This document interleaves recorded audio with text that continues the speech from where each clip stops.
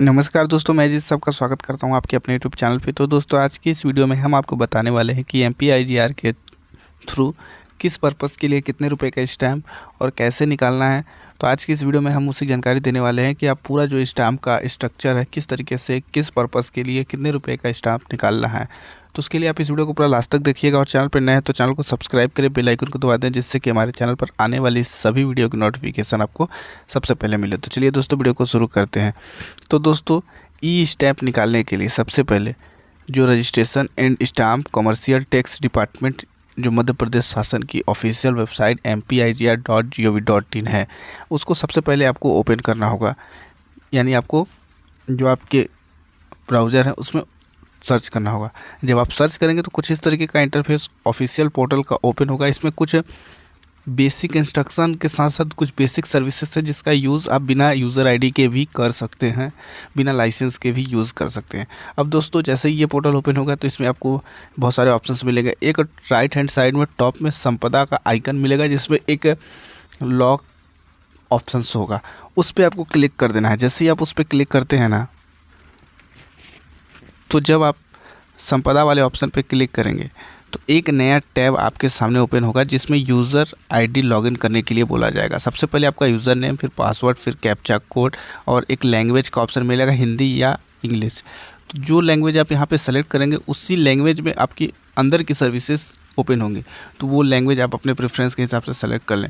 उसके बाद जो पूरा डिटेल्स फिलअप करके लॉगिन वाले ऑप्शन पे आप जैसे ही क्लिक करते हैं तो इस तरीके का इंटरफेस होगा। इसमें लेफ्ट साइड में बहुत सारी सर्विसेज जैसे गाइडलाइन, प्रॉपर्टी वैल्यूएशन, बहुत सारे ऑप्शंस मिलेंगे। तो सबसे पहले आप जब भी स्टैम्प बनाने जाएँ तो आपको एक ऑप्शन मिलेगा रजिस्ट्रेशन प्रोसेस का, जो कि नीचे से फोर्थ वाले ऑप्शन पे होगा। रजिस्ट्रेशन प्रोसेस पे आएंगे, दो ऑप्शंस मिलेगा। डीड ड्राफ्टिंग में क्रिएट डीड का एक ऑप्शन मिलेगा, तो आपको क्रिएट डीड वाले ऑप्शन पर क्लिक करना है।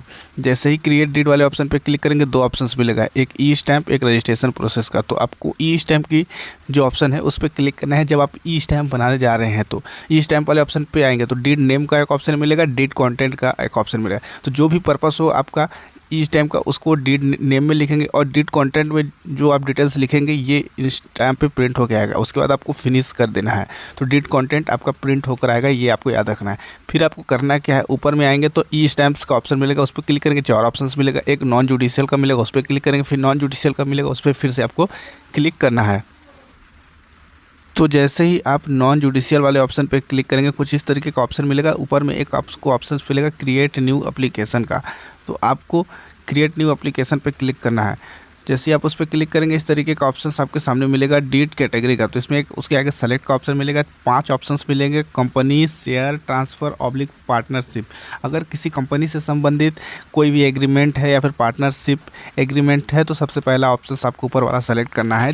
जैसे अगर किसी कंपनी का शेयर, ट्रांसफ़र ये सब है तो उसमें सबसे पहले वाला ऑप्शन सेलेक्ट करना है। उसके बाद डीड टाइप में आना है, इसमें आपको लगभग 7-8 ऑप्शंस मिलेंगे। तो article of association of company, उसके बाद बहुत सारे ऑप्शंस मिलेंगे, partnership, share warrant, transfer, partnership, ये सारे ऑप्शंस मिलेगा। तो जो भी अब आपकी जो सब कैटेगरी होगी, जैसे कि जो पार्टनरशिप के लिए है तो हम पार्टनरशिप, अगर कोई एग्रीमेंट बनाना है तो पार्टनरशिप वाले ऑप्शन पे क्लिक करेंगे।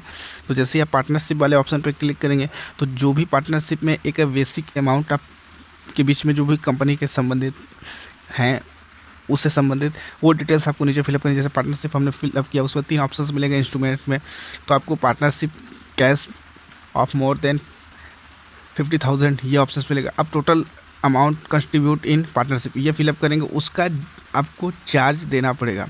उसके बाद आपको दूसरी जो कैटेगरी है, जब आप डीड कैटेगरी वाले ऑप्शन में आएंगे, इन मूवेबल प्रॉपर्टी जिसको कहते हैं, जिसको आप एक स्थान से दूसरे स्थान पर उठाकर नहीं ले जा सकते, उसका ऑप्शन मिलेगा। जैसे लैंड, ये सारी partition, power of attorney, trust, declaration under Madhya Pradesh, ये सारे ऑप्शंस मिलेंगे। सर्टिफिकेट ऑफ सेल, तो अगर किसी लैंड से संबंधित कोई कैटेगरी है तो इमूवेबल प्रॉपर्टी वाले ऑप्शन पर क्लिक करना है। फिर agreement of memorandum of agreement से संबंधित वाले ऑप्शन पर उस पर क्लिक करना है। इसमें आपको 500 रुपये से लेकर स्टैम्प मिलेगा 1000 रुपये, 500 रुपये, ये जो अभी वर्क कॉन्ट्रैक्ट, ये सारे ऑप्शन इसमें मिलेंगे।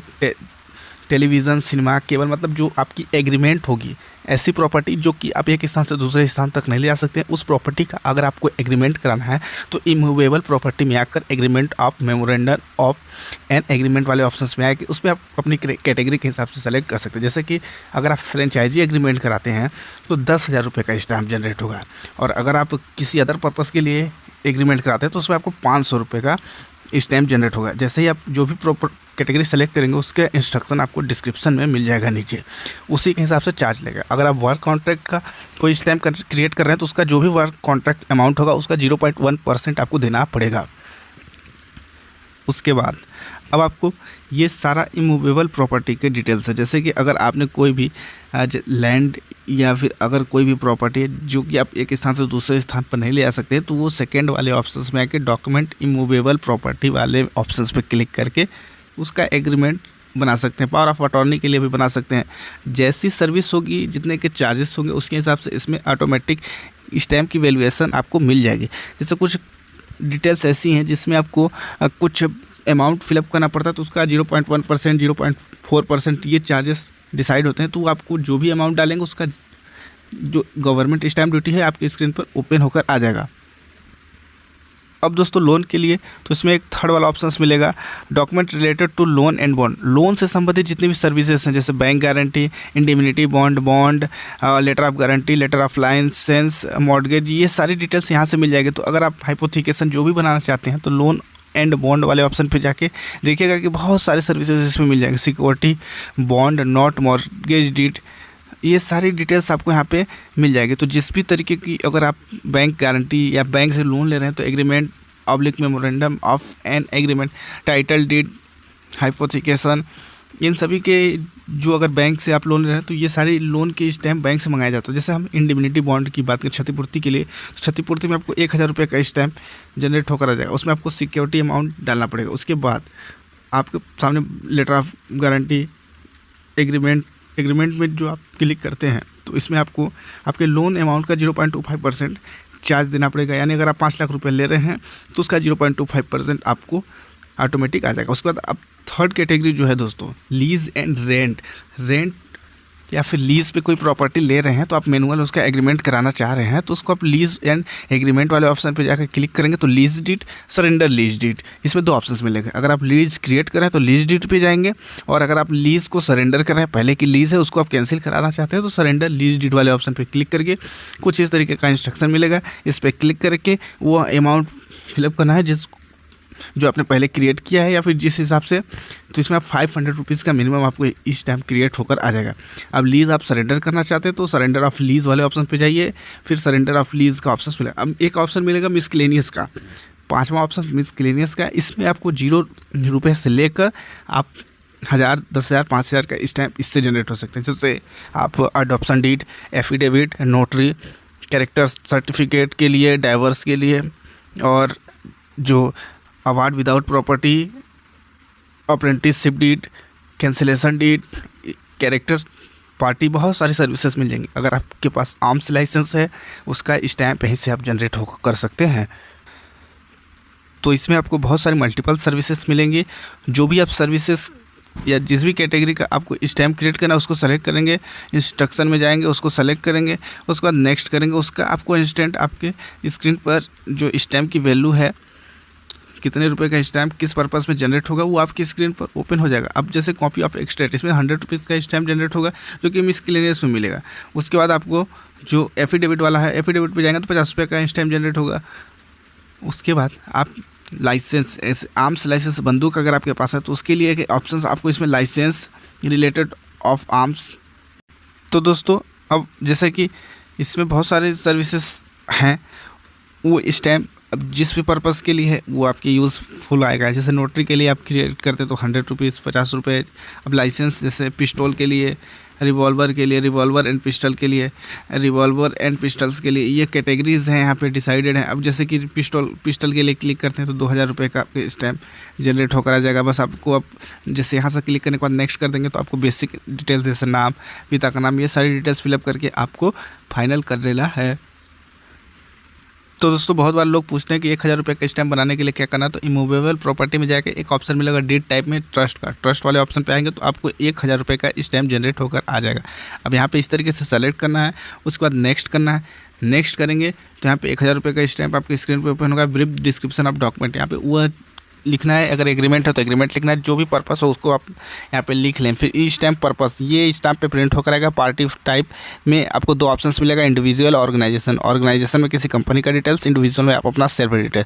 सेल्फ डिटेल्स में अपना नाम, middle name, last name, date of birth, gender, ये सारी डिटेल्स आपको फिलअप कर लेनी है। उसके बाद फादर या फिर स्पाउस नेम, फिर आप अपना रेसिडेंशियल डिस्ट्रिक्ट, उसके बाद आप रेसिडेंशियल एड्रेस, फिर postal pin code, mobile number, photo ID proof में Aadhaar, bank, driving, election, PAN, passport, ये सारी डिटेल्स में से कोई एक दे सकते हैं। आइडेंटिटी नंबर, फिर नंबर ऑफ पर्सन, एक है कि एक से अधिक लोग हैं उसको सेलेक्ट करें।